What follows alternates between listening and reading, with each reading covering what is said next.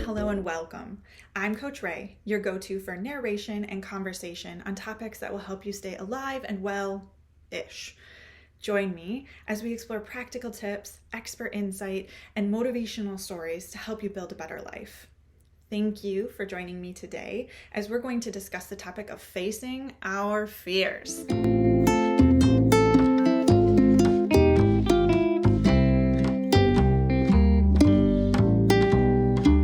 Facing our fears. This was the first topic that I wrote about on my Medium blog. I'll link that below if you'd like to explore more. But it made sense for this to be the first video that I recorded as well. Facing our fears is... well, let me just get into it. Facing our fears. Change is a big, sometimes overwhelming, slightly sticky, wonderfully chaotic mess. The good news is that change often leads to a more dynamic and expansive life. The problem with change is that we often stop short of that success because we become distracted and consumed with fear. Fear of the unknown, of judgment or rejection, of failure, and even fear of success itself. I'm uncomfortable. There's change in the air and it's blowing wildly about. After turning 30-something, I have not been able to stop ruminating, deliberating, and processing all the choices I've made or hope to make in this life. Oh, the possibilities. It's like trying to carry a big bucket of tree frogs around in a tiny teacup. I am constantly spilling over and hopping about with new ideas and misdirected determination.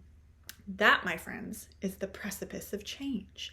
And I imagine that I'm not the only one trying to elevate or even stabilize my overflowing, messy life when money is tight, energy is low, and decision paralysis exists.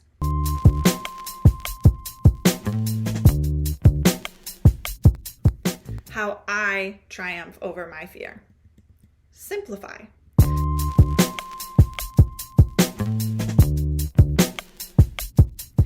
Nobody needs a bucket of ideas when we're only able to hold a tiny teacup worth of trouble.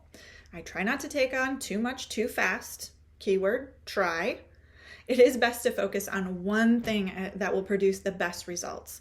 Do that one thing until it's done, and then move on to the next one thing.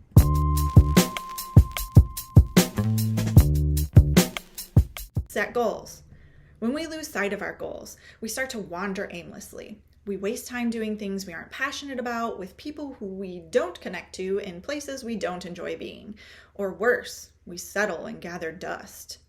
Consider setting your own SMART goals or participating with someone who can help you forge the most direct path to your purpose. I created the Goldfish Journal, if you preferred a guided solo practice.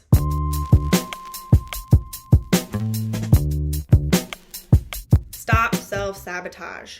You are responsible for your own success. You are worthy of that success. You can be successful now. It is possible. Change isn't easy, but it doesn't need to be overly complicated by negative thoughts and unhelpful habits.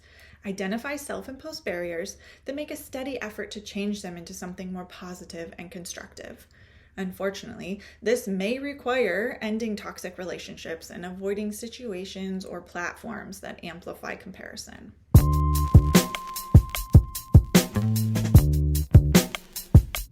Be stubborn, yet flexible.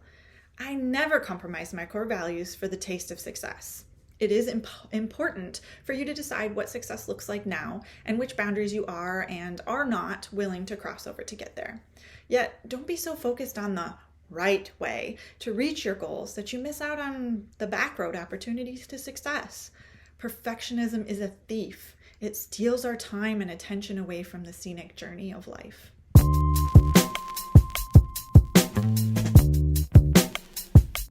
Embrace challenges. Challenges are a part of everyone's journey, but the fear of adversity doesn't have to be. When we accept misadventure and mistakes as part of the process, we are allowing ourselves to learn and grow. It will be uncomfortable at times, but even the prettiest of flowers must work their way through some dirt. Now let me ask you, what would you do if you weren't afraid?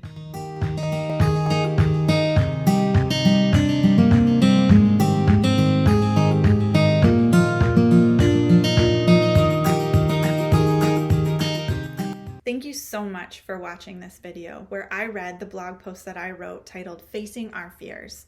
I will post that below, and I encourage you to look at some of the other things I've written, although I do hope to read all of my blog posts to you here on Alive and Wellish YouTube channel. This seemed like the perfect post for me to start with because here I am, facing my fears. Remember, it's not about reaching a destination. It's about embracing the beautiful messiness of life and finding joy along the way. Take what you need, leave the rest. And until next time,